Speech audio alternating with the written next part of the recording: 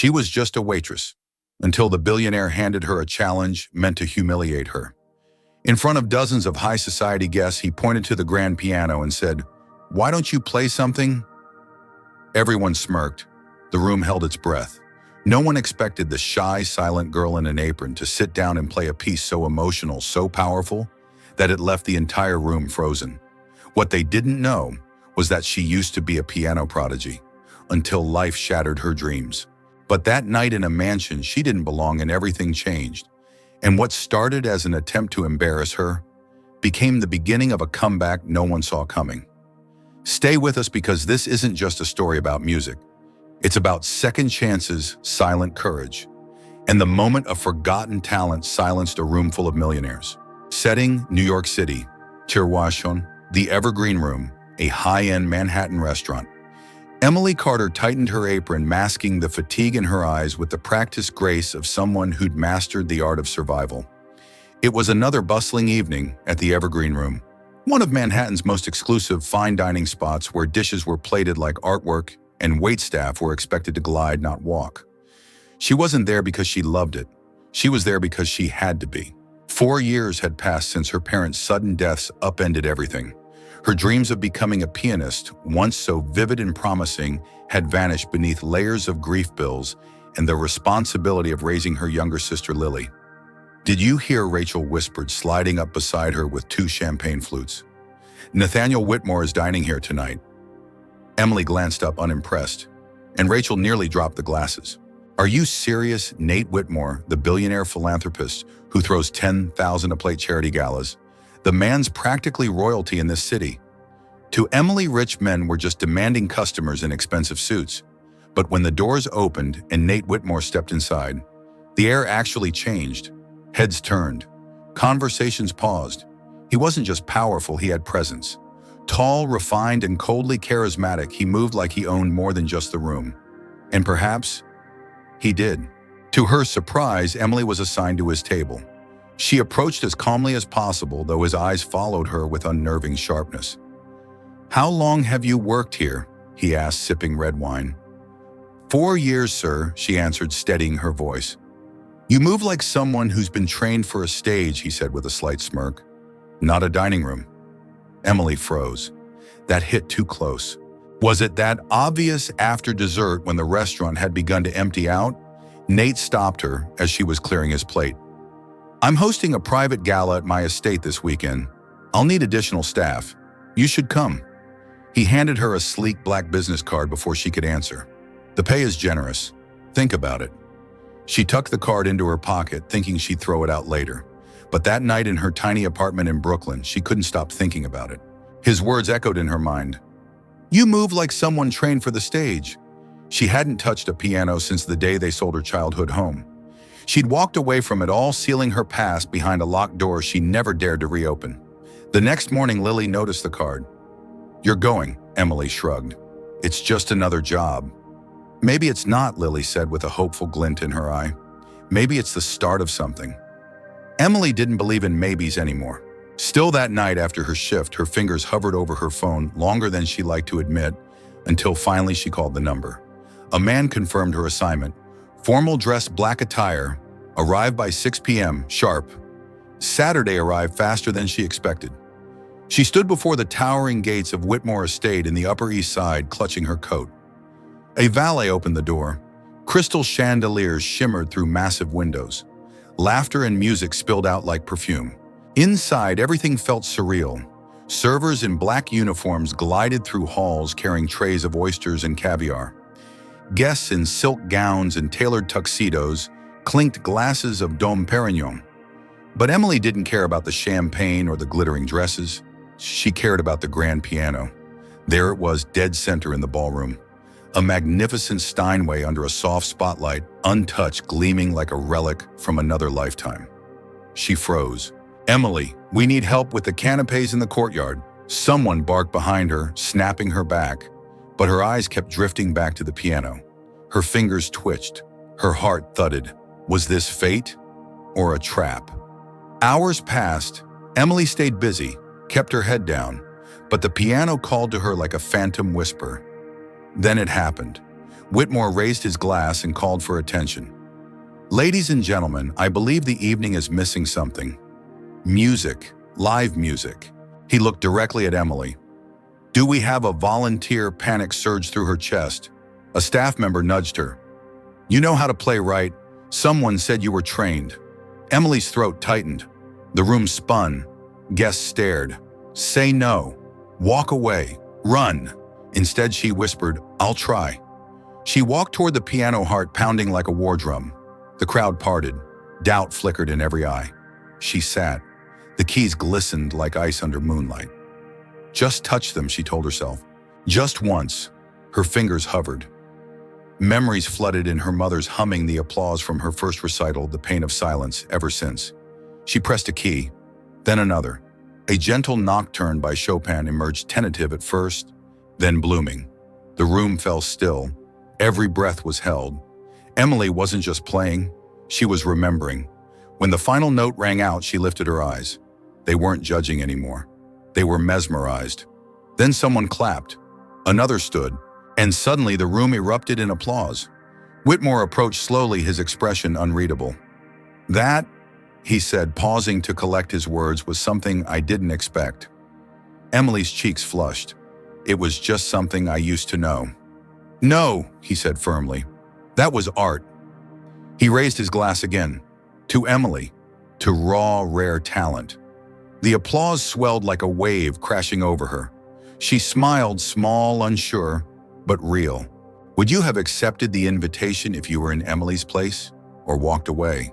Do you believe talent ever truly dies, or does it just wait for the right moment to return? What do you think Nate Whitmore's real intentions are? Was it kindness, or something else? Leave your answers in the comments. Let's see who truly understands Emily's heart. That night, Emily couldn't sleep. Even as she washed dishes in the kitchen at Whitmore Estate, the echo of the applause haunted her, warm, electrifying, terrifying. She kept replaying the moment her fingers touched the keys, the silence in the room, the stunned expressions. It had been years since she'd allowed herself to feel like that. Back in her tiny Brooklyn apartment, Lily was already waiting for her, wrapped in a blanket, sipping peppermint tea, eyes wide with curiosity. "Well," she asked, grinning. "How was it?" Emily sank into the couch, her whole body trembling. "I played Lily, in front of all of them. Nate Whitmore. Dozens of strangers in gowns and diamonds."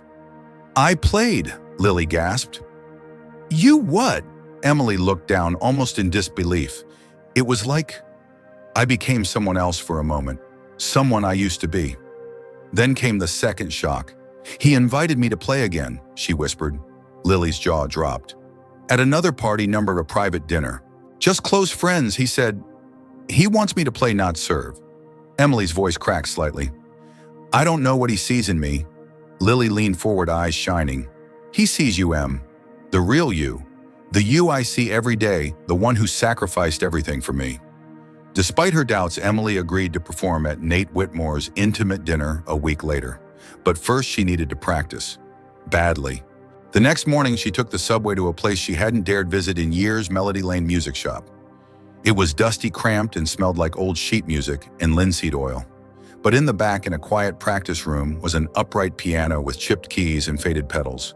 The older man behind the counter adjusted his glasses. "Looking for something special, I need to borrow a piano," Emily replied nervously. "Just for a while. To remember who I was?" He smiled softly and opened the door. Days blurred into nights. Emily's routine became a split life, waitressing by day, rehearsing by night. She barely ate, slept less. Her fingers were stiff at first, but her soul was waking up. The music returned in waves, hesitant, then flowing. She practiced pieces she hadn't touched in years. Debussy, Chopin, a few improvisations of her own.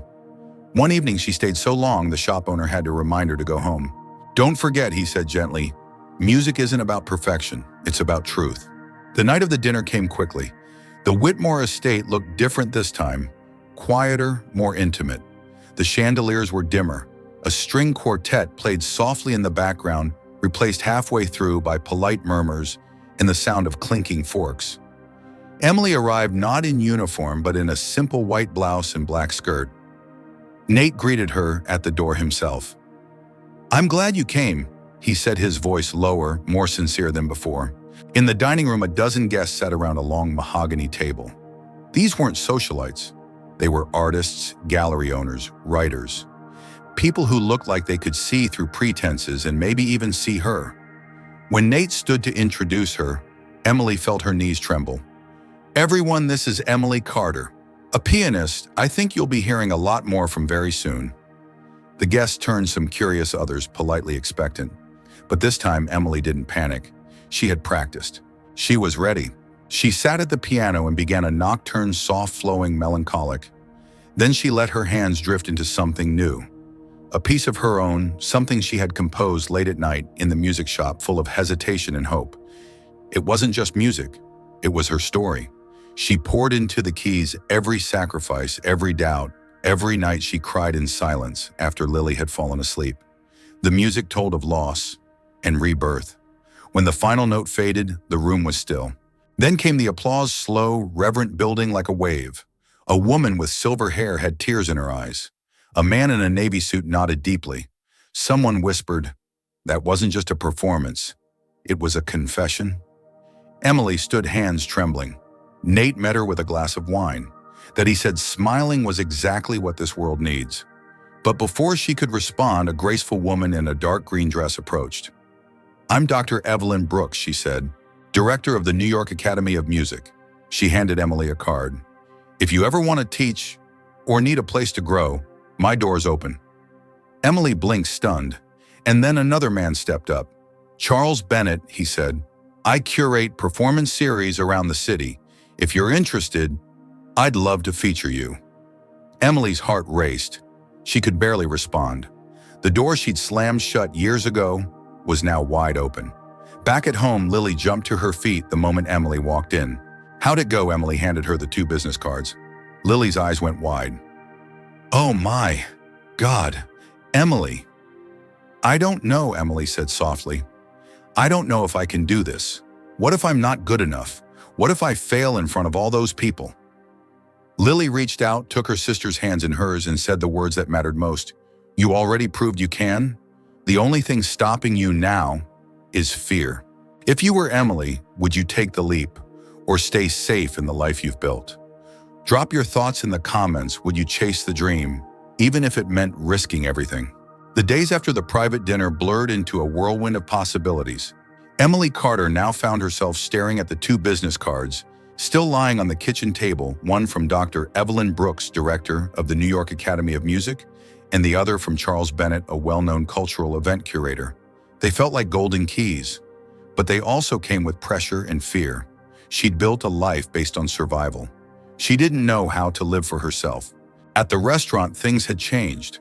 Her co-workers whispered behind her back, some in awe, others in envy. Rachel gave her a gentle nudge one afternoon during their break. "So, you're gonna leave us for Carnegie Hall now, right?" Emily laughed, but the nerves were real. "I don't know. Maybe. Maybe not." She didn't admit it out loud, but she was terrified. One chilly evening, as she was closing up her practice session at Melody Lane Music Shop, her phone rang. It was Nate Whitmore. "Emily, I'm hosting a concert next month at the Lincoln Center. Major guests, critics, musicians, patrons. I want you to be the headliner." She froze. "That's huge." "I know. That's why it should be you." "But I'm not ready," she whispered. "Yes, you are," he said without hesitation. "Even if you don't believe it yet, I do." That night, Emily lay awake staring at the ceiling. Her old self, the girl who once dreamed of becoming a world-class pianist, was wide awake inside her again. Lily padded into the room holding a mug of tea. "What's stopping you?" she asked. Emily sighed. "What if I fail? What if I mess up?" "In front of everyone," Lily smiled softly. "What if you don't?" In the following weeks, Emily threw herself into preparation like her life depended on it. In a way, it did. She practiced for hours each day, splitting time between her shifts and the New York Academy of Music, where Dr. Brooks gave her access to rehearsal rooms. She even began teaching young children, just part-time. One of them, an 8-year-old boy named Diego, reminded her painfully of herself. Timid, afraid, but hungry for something bigger. "You're better than you think," she told him once. And she realized maybe that advice was for her too. The night of the performance arrived faster than expected. The Lincoln Center glowed like a beacon in the cold New York air. Crowds gathered, seats filled, lights dimmed. Backstage, Emily stood in front of a mirror, her hands shaking slightly. Nate appeared beside her, straightening his cufflinks. "Whatever happens out there, remember this, you're not here by accident. You're here because you earned it." She nodded. Then the stage manager whispered, "You're on." Emily stepped into the spotlight. The audience went quiet. She wore a long midnight blue gown, elegant but simple. Her heart pounded louder than any applause. She sat at the grand Steinway, took a breath, and began. The first piece was a Chopin prelude, precise, emotional, haunting. She played with tenderness, but also conviction. Then, silence. She looked up. The audience watched her not just with curiosity, but with respect. Then came the moment she had both feared and dreamed of her own composition, a piece she titled The Waitress in the grand piano. She played it with her whole soul. Every key told her story. The silence of grief after her parents passed, the weight of working nights to keep her sister fed, the pain of hiding her gift. The moment she touched the piano again, and everything came rushing back. Tears ran down someone's cheek in the second row. In the third row, a critic who rarely smiled. When the last note lingered in the air and faded into stillness, Emily slowly opened her eyes. No one moved. And then an eruption of applause. People leapt to their feet. Cameras flashed. Nate beamed from the wings. Dr. Brooks wiped away a tear. But Emily, she just sat there for a moment, breathing it all in.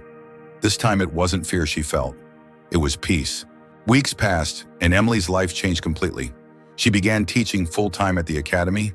She performed regularly, sometimes in front of hundreds, sometimes for a handful of children who needed hope more than harmony. Lily got her acceptance letter to college, and on the day it arrived, she handed Emily a note. "You didn't just change your life. You changed mine too." Emily folded it and placed it in the pocket of her piano bench. And every time she played, she remembered where she started. Not as a prodigy, not as a rising star, but as a waitress who never stopped dreaming. Now it's your turn. What did you feel while watching this story? Did it touch your heart? Do you think Emily made the right choice by chasing her dream? If this story inspired you, comment 100 below to show your support. Also, let us know, where are you watching from? We love hearing from our global family. And don't forget to share this video with someone who needs a reminder. It's never too late to go back to what you love.